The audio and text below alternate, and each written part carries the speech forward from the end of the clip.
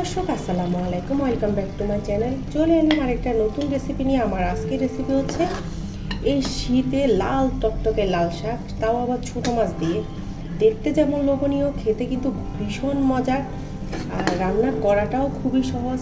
আশা করছি আমার আজকের এই লাল শাকের রেসিপিটি আপনাদের সবার কাছে ভালো লাগবে। লাল শাক দিয়ে ছোটো মাছ রান্না করার জন্য আমি এখানে কিছু ছোটো মাছ নিয়েছি। এটাকে মনে হয় মলা মাছ বলা হয়। তো মাছটাকে খুব ভালোভাবে ধুয়ে ক্লিন করে নিয়েছি এবং লেবু পানিতেও খুব ভালোভাবে ধুয়ে নিয়েছি।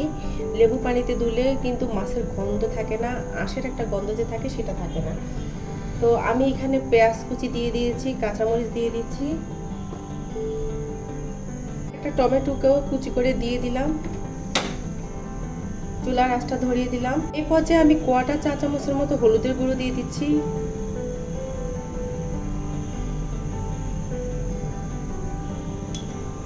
মরিচের গুঁড়ো কোয়াটা চা চামচ দিয়ে দিলাম,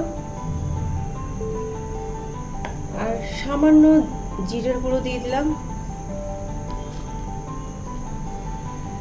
1 চামচের মতো রসুন বাটা দিয়ে দিলাম।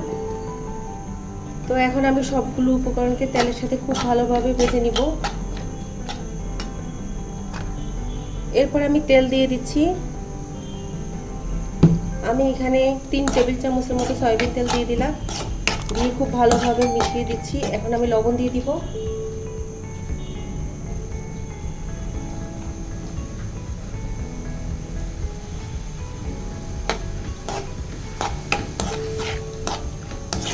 তো মিশিয়ে নিচ্ছি।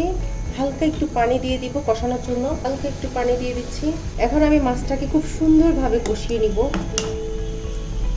তো দেখুন 2 মিনিটের মতো আমি এই ছোট মাছটাকে একটু কষিয়ে নিয়েছি। এখন চুলার আঁচটা মিডিয়াম থেকে একটু কমিয়ে আমি মাছটাকে রান্না করে নিব প্রথমে। তো দেখুন 3 মিনিটের মতো আমি মাছটা রান্না করে নিয়েছি, মাছের উপরে তেল ভেসে এসেছে। এই পর্যায়ে আমি লাল শাক দিয়ে দিব। আমি এখানে 1 আটি লাল শাক নিয়েছি।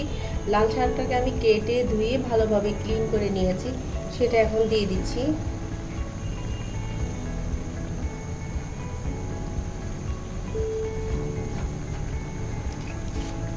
দিয়ে এখন আমি ঢাকনা দিয়ে দিব। প্রথমে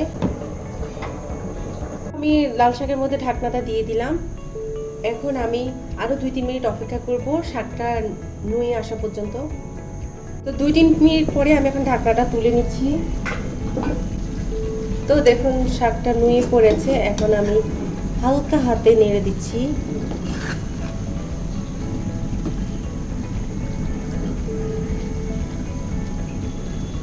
ভীষণ মজার এই লাল শাক দিয়ে ছোট মাছের রেসিপিটা।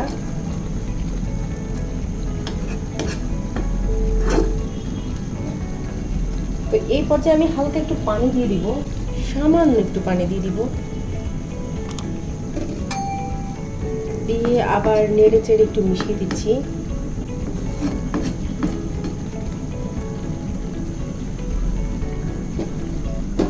তারপর আবার একটু ঢাকনা দিয়ে দিব। চুলার আঁচটা মিডিয়ামে রেখে আমি আরও 3 মিনিট বা 4 মিনিটের মতো রান্না করে নিব। তো 3-4 মিনিট পরে এখন আমি ঢাকনাটা তুলে নিচ্ছি।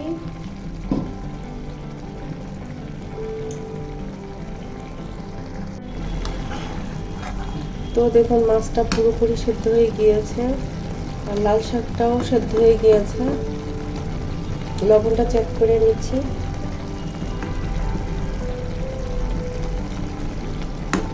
লবণটাও পারফেক্ট আছে। তারপর আরেকটু লাগবে মনে হয় লবণ।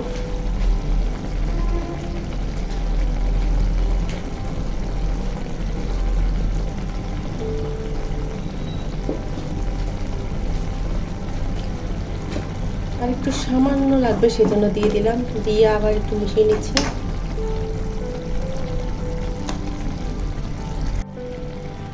তো ছোট মাছ দিয়ে আমার লাল শাক রান্নাটা রেডি হয়ে গিয়েছে। উপরে একটু ধনিয়া পাতা কুচি ছিটিয়ে দিচ্ছি।